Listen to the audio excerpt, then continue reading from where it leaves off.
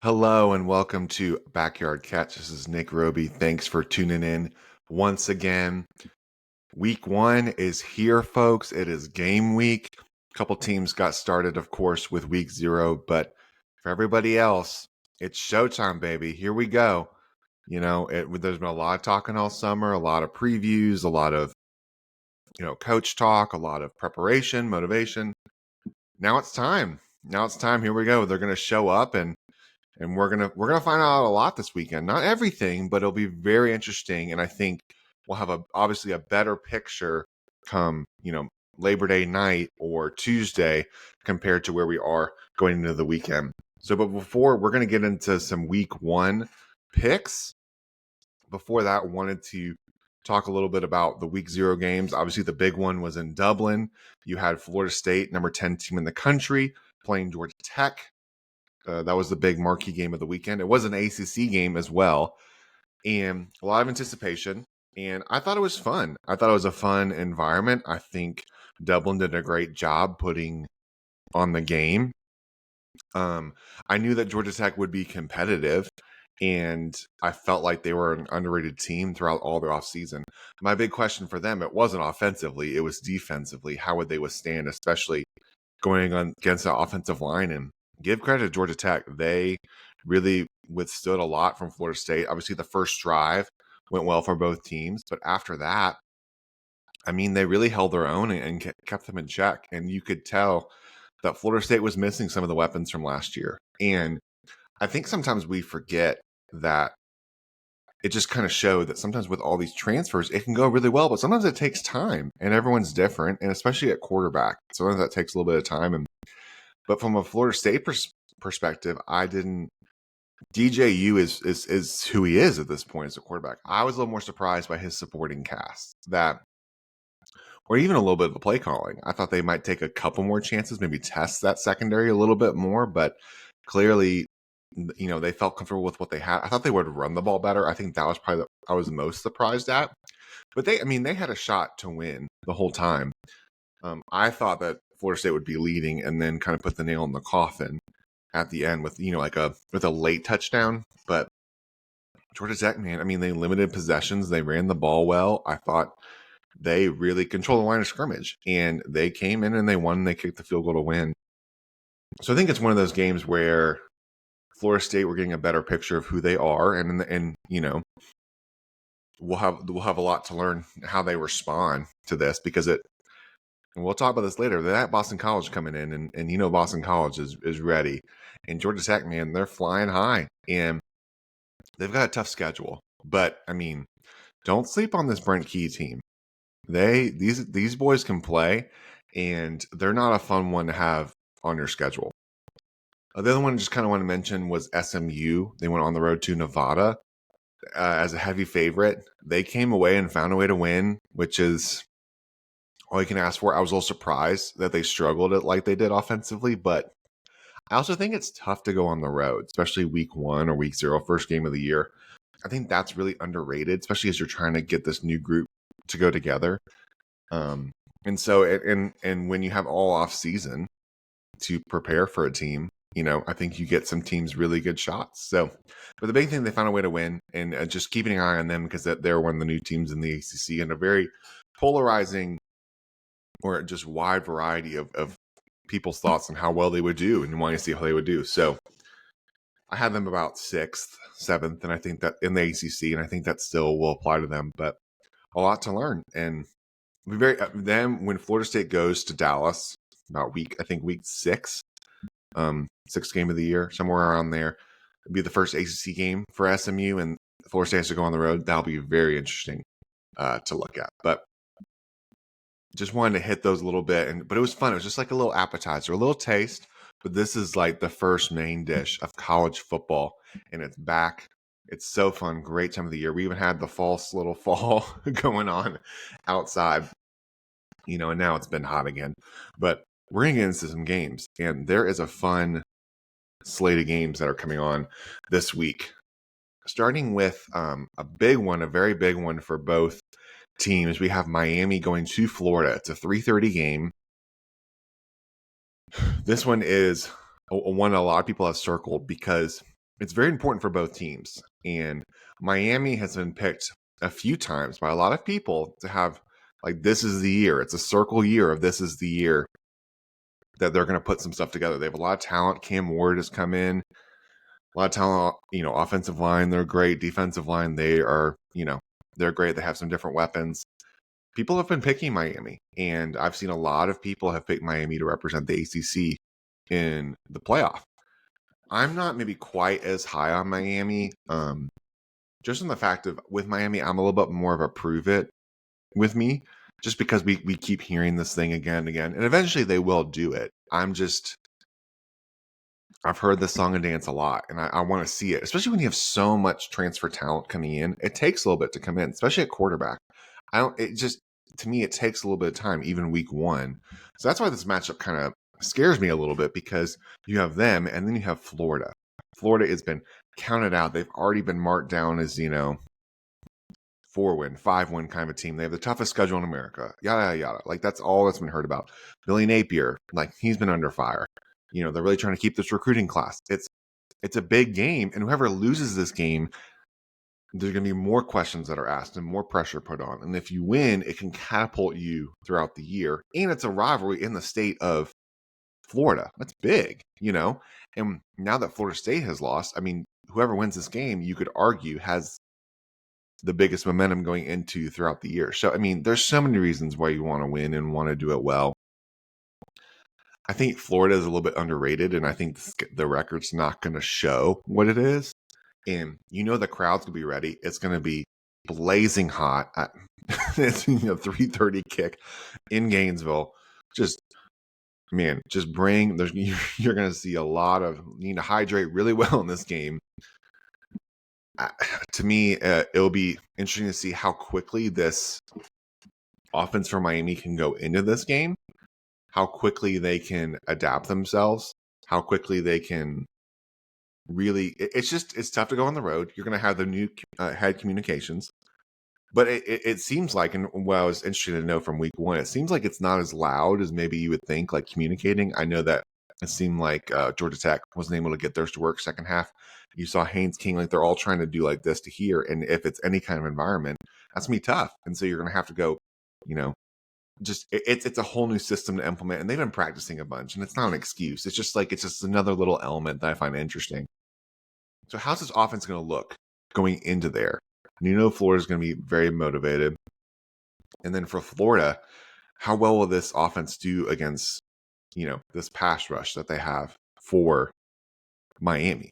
Like, Ruben Bain is a dude, and he's only a sophomore now. But if Graham Mertz has time, I think they'll get a chance to move the ball a little bit. But they have to be able to run the ball, because you can't let Miami just pin their ears back on 3rd and long and be able to rush the passer. And they need to keep for Florida, they need to keep the Gainesville crowd, like the stadium, in the game. That's very important. For me, I think this is kind of one of those, like, first week, you're going to see some mistakes. You're going to see some big plays. You're going to see a little bit of everything. It's going to be hot. Whoever's conditioning is going to show out well. And I think just Miami just has a little bit too much. I predict some mistakes will be made, which is what you expect in a week one game. I have Miami is a 2.5 point favorite right now on the picks that I have. And that feels about right. I think Miami wins by about a touchdown, but it's close. Florida's in the game the whole time. I'm going to take Miami, but I don't love it. But that's where I'm at right now. And I'm going to go with Miami to win the game, and some more questions being asked for Florida, but in a tough game. And I think that Miami should be the favorite, but it's close. It's closer than people think. Next, this is where College Game Day will be. We're going to Aggieland. Notre Dame is traveling on the road. Number 7, Notre Dame is traveling on the road to Texas A&M. Texas A&M is currently a 3.5 point favorite. This is interesting. Riley Leonard, the Duke transfer, he is at Notre Dame. You have Bo Collins, the old Clemson wide receiver. He's at Notre Dame. Mike Elko and bunch knew everything down there in College Station. This one's interesting. because you have a Notre Dame team who is kind of flying under the radar a little bit. And remember, can still make the playoff. They won't get the highest they could be is like a 5 seed because they don't play in a conference. But how will they look going into this? I think Marcus Freeman's doing a good job, and they're continuing to build up there in South Bend. I think there's definitely some questions on the offensive line. They had they have a key injury at left tackle. The guy, their starter went off to the NFL, and then they had a guy, he gets injured, so they're projected to start a freshman left tackle in Kyle Field, which is not against that pass rush for A&M. So that's going to be tough. Whoever controls the line of scrimmage, obviously. A&M, Connor Wingman, I think there's some pieces you can like, and there's definitely talent that's there. It's how quickly it will come through. All this is like how quickly, the game now is how quickly can all this talent come together, for these different teams. Mike Elko can coach. I'm telling you, like he was coach at Duke. This guy he's a defensive mastermind coach.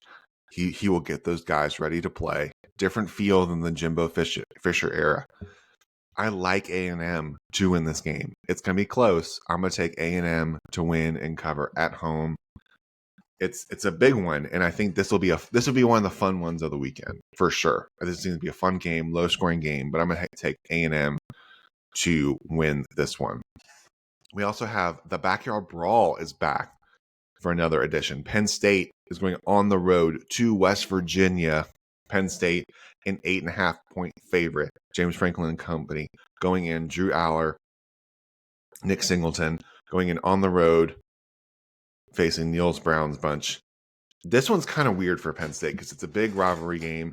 It's one that's circled. There's been a lot of questions about their offense. They're replacing some, couple coordinators on the ball, especially defensively. So, but then, West Virginia's kind of been a little bit surprised. They were calling for Neil Brown's job, before last year, and now they kind of pulled it together. I think people, when we think about the Penn State offense, we think about them when they're playing Ohio State, Michigan, these bigger teams, and we forget that they can move the ball. It's just they struggled against those bigger teams. I think it sets up well. You would think on paper it sets up well for the rivalry game of, West Virginia at home. They're the underdog. There's a bit of rivalry that they're getting to play again. It just, there were some questions when it came to Penn State, about some of the offense. But I think we kind of think of them in the state of like some of these bigger games. But they're able to move the ball against some guys. And I think also, too, we can forget that, it used to be that, year two with a quarterback, they can really step up. This one's tough. It's not. We're going to find out a lot. West Virginia cannot get behind. They have to take care of the ball and have to be able to score and maybe put some pressure more on Penn State because they want to run the ball, and you have to let the crowd stay in the game. Same thing with A&M. You have to let the crowd in Florida. All these home teams in these bigger games, you have to let the crowd stay in the game. You can't let Penn State control the ball, run the clock, and you get limited opportunities to put pressure on there. And I think it's just a little bit too much. I think Penn State always has a solid defense.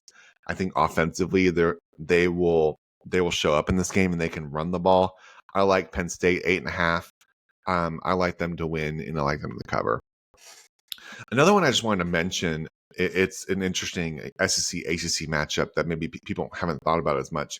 Virginia Tech goes on the road to Vanderbilt. Virginia Tech is a dark horse for the ACC title game, even a dark horse some people have picked for the playoff. But this is a test. It's weird to go on the road. It's harder to go on the road than people remember. Kyle Jones and company, I expect a lot from this offense, and this will be a first test of this. And Vanderbilt's been rebuilding their stadium a little bit. Vanderbilt's obviously been towards the bottom of the SEC. I think, to me, the story of this is, what does Virginia Tech look like going into this game? I have Virginia Tech. It's a 13.5-point favorite. I'm going to take them to cover. I think they probably win by like 3 touchdowns. Maybe like maybe like a 42-21, 35-17 type of a game. Defensively, they were trying to see some more improvement, and I know that Vanderbilt has a new quarterback, but this Virginia Tech team is really hungry, and I think they find a way to cover that. So I'm gonna take Virginia Tech. USC versus LSU, the three-letter abbreviation game out in the desert in Las Vegas on Sunday night. LSU is a 4-point favorite. Two new quarterbacks. LSU maybe they're trying to bounce back from not bounce back. They're trying to come back from they have Jalen Daniels goes to the NFL as that reigning Heisman winner. Caleb Williams leaves USC and number one pick to go to the Bears. So what these teams look like. I think Garrett Nussmeier can play. Brian Kelly's teams, like, he's a good coach. I like them. Lincoln Riley, they got the new defensive coordinator from UCLA. So I think it'll be improved. It'll be an improved first game. I think it being a neutral site will be interesting. I know LSU fans will travel well. They will be ready to go. I think LSU, they pull it out. I think this will be another fun one. I have LSU winning, and I'm going to have them cover the 4. I think they win by like a touchdown. But this will be close, and this one should be a really fun one. But I think Garrett Nussmeier has been waiting his turn, and I think I just like LSU in this game. We're gonna hit Clemson, Georgia last. We're gonna go Boston College, Florida State. This one's interesting too because Boston College is going on the road to Florida State. They lose a heartbreaker last year, so you have that storyline, and then we have the Florida State storyline coming from. They had a lot of hopes from the season, and still a lot to play for, and still a lot there, especially with this 12-team playoff. But what does it look like? Coming back home, what does the crowd environment look like after all this? They spent all summer, pretty rowdy. And you have a Boston College team who's hungry, feels underrated. You have Thomas Castellanos. You have him and the Bill O'Brien. I don't know if you realize this, but Bill O'Brien, former NFL head coach and offensive coordinator, he was going to be at Ohio State. He ends up going to be in the Boston area, and that had some pulls that are there. So it'll be interesting to see what they kind of have. I think there'll be some wrinkles that are there. There's some questions for Florida State, and the spread is 17. And 17, I was a little surprised by this. It just seems a little high. It seems a little high for all that's involved. Boston College will be very motivated, and I think Florida State's going to win, but I think it's going to be close, and I think it's going to be a little bit uncomfortable. Castellanos can run with his legs. He needs to cut down on the turnovers. But, Boston College usually has a decent, good to at least decent offensive line. I think they'll be able to run the ball a little bit, especially the way Georgia Tech was. I think Boston College will be able to run the ball. And it'll be interesting to see. I'm interested to see what Florida State looks like, if they get punched in the mouth again. How will they respond? How will DJU and company respond? Will they be able to pass the ball as well? I think Florida State ends up winning, and I think they find a way, but 17 is just too many points. I think this ends up, even being as close as a touchdown. I think this is an uncomfortable win as Florida State tries to figure itself out. But Boston College is sneaky. Don't let them hang around because they are a hungry team. And the last game wanting to talk about for this weekend is the one in Atlanta, the 12 o'clock noon kick. It is Clemson playing Georgia in a neutral site game. I'm going to say that in air quotes for those listening. Neutral site. It's in Atlanta. So it's an effective road game for Clemson. They're even wearing the all whites for that. You have Georgia, number one team in the country. They're a 13.5-point favorite. They're a lot of people's picks to be the national champion, and they are like very as penciled in as you can have for a lot of people in the playoff. So you have that with Carson Beck and company and Kirby Smart. They just missed on the playoff last year by losing to Alabama in a 4-team, but now there's 12 teams, so that they'd be getting in. Clemson, comes in, and they didn't make the ACC title game last year. They win. They were 4-4. They win their last 5 games to finish 9-4. Have the great win with Kentucky in the offseason. And the big question is, how will the recruiting like show up on paper? Obviously the whole transfer portal thing, which I think gets a little bit overblown, but this was definitely a year that was circled for Clemson and what this looks like. I think it's underrated, Clemson's offense. I think there's a lot of improvement. Matt Luke, if you're not as big of a Clemson fan and you're not aware, Matt Luke is the offensive line coach now at Clemson. He used to be at Georgia, former head coach. The dude can coach, and the offensive line, from what I'm hearing from camp, is there's an extra edge that a lot of these guys are playing with. There's an extra sense of urgency, sense of wanting to finish well. The offense seems to have been playing well with the defense, because Clemson's defense, they're moving have some new pieces, but the question is not defensively. Of course, like, who's going to play certain positions, and the secondary has some pieces that you want to see well, especially going against a Georgia offense. But I think it's underrated. Second year for Cade Klubnik and company under the Garrett Riley system. You have those two new freshmen, TJ Moore, Bryant Wesco, especially Wesco. I'm excited. I think we'll get some playing time and gives a different option, for this team. I think the biggest story for Clemson is just the health of wide receivers, that you're relatively healthy, all things considered. It's tough, to go on the road, and I think you can't turn the ball over. A big thing for Cade Klubnik is not to make, not make, and then for the offense, not make the catastrophic mistakes. It's not just turning the ball over. It was turning the ball over on the 1 yard line, going into score, or the strip sack fumble against Florida State. Clemson fans, I won't have to list all these things out, but these are the things we're aware of, you're aware of as fans. So you can't do that against Georgia. And for Georgia, I think they're good. I'll be interested to see, obviously what this version will look like. You lose some pieces like Ladd McConkey and especially Brock Bowers, but they have a guy like Oscar Delp, and so they reload in that way. A lot of people have picked Carson Beck to win the Heisman. I'll be interested to see, because a lot of times with quarterbacks like who win the Heisman, they have maybe like a particular guy that stands out, like Malik Neighbors, from LSU, or Brian Thomas. He had two strong guys on the outside. So Dominic Lovett is like an option for them for sure. Georgia's always been good at running the ball. So the key for Clemson, the key is who controls the last scrimmage, obviously. And I think that's big. Georgia's, has been good on defense. They haven't had as always the pass rush, on third down, but it's very important who offensively holds up. So, we're going to learn about all these teams, right? And the big thing is the non-conference. Whoever gets this win, it's a big non-conference win, and it's a big rivalry game. I think sometimes people forget that actually Athens is closer to Clemson, and then Clemson is to Columbia, and so they don't always play every year, but it's a big game. I think Clemson is, as weird as this is, I think Clemson is an underrated team. I think people are sleeping on the offense. I think the offense will be better. Phil Moffitt, running back, I think it will be better. They have to cut down the turnovers.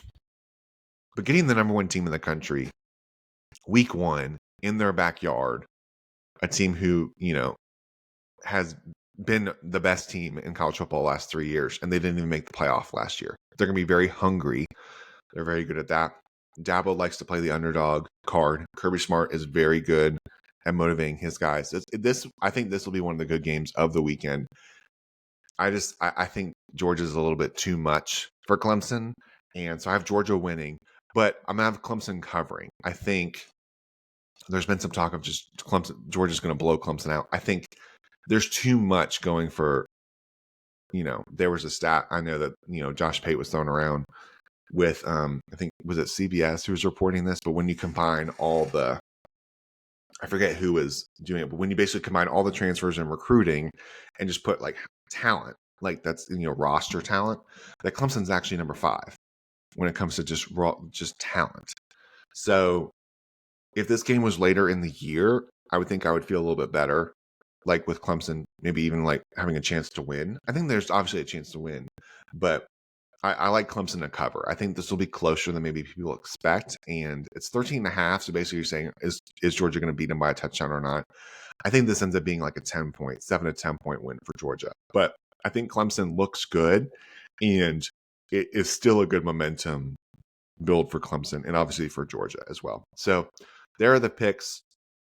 Super excited for this weekend. So just to wrap up, here are the picks of the games I talked about.